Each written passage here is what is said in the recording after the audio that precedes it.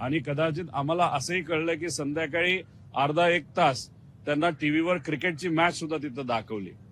त्याच्याच बरोबर येतानाचं फुटेज आपल्याकडे आहे, पण जाताना ते कुठल्या गाडीत गेले हे लोकांना कळलं नाही। VSR कंपनीचा मालक म्हणजे VK सिंग हा CIDला भेटण्यासाठी आला होता। पोलिसांना भेटण्यासाठी आलेल्या माणसाबरोबर तुम्ही आसपास जर बघितलं तर बंदूकधारी सिक्युरिटी सुद्धा होती। 11-11:30 वाजता VK सिंग CID कार्यालयामध्ये आले असं आम्हाला कळलं। पार नाश्त्यापासून जेवणापर्यंत आणि कदाचित आम्हाला असंही कळलं की संध्याकाळी अर्धा एक तास त्यांना टीव्हीवर क्रिकेटची मॅच सुद्धा तिथं दाखवली। त्याच्याच बरोबर येतानाचं फुटेज आपल्याकडे आहे, पण जाताना ते कुठल्या गाडीत गेले हे लोकांना कळलं नाही। मीडियाशी आणि तिथं असणाऱ्या कार्यकर्त्यांशी बोलल्यानंतर एवढंच कळलं की काळा बाजार करणारा हा जो VK सिंग आहे त्याला पोलिसांच्याच काळ्या गाडीमध्ये, काळ्या काचेच्या गाडीमध्ये बाहेर काढण्यात आलं।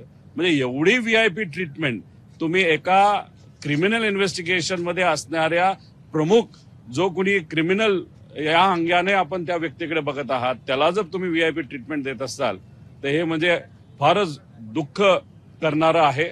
आज संध्याकाळी 4 वाजता मी CIDला जाणार आहे। माझ्याकडे जी काही कागदपत्र नवीन आलेले आहेत मी त्यांना ती देईलच, पण त्याच्याच बरोबर त्यांनी आम्हाला सांगितलं होतं AIBचा रिपोर्ट हा आल्यानंतर आम्ही FIR करू।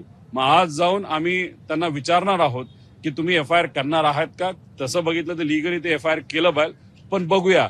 त्यामुळे सत्तेत असणारे, दादांबरोबर काम करणारे, दादांच्या फार जवळचे असणाऱ्या सर्व लोकांना मला एवढं सांगायचं, तुम्ही सत्तेत असताना सुद्धा इन्व्हेस्टिगेशन ज्या दिशेने जायला पाहिजे, ज्या ताकदीने इन्व्हेस्टिगेशन व्हायला पाहिजे, पारदर्शक पद्धतीने व्हायला पाहिजे, FIR त्या ठिकाणी घेतला गेला पाहिजे, दुर्दैवाने त्या गोष्टी होत नाहीत। याच्यावरच समजून घ्या सत्तेत असून सुद्धा काही प्रमाणात तुम्हाला अजितदादांना न्याय देता येत नाही। त्यामुळे कृपा करून तुमची ताकद, तुमच्या सत्तेचा वापर करून कुठेतरी या इन्व्हेस्टिगेशनला दिशा देण्यासाठी प्रामाणिकपणे प्रयत्न करा, एवढीच विनंती त्या लोकांना मी त्या ठिकाणी करतो।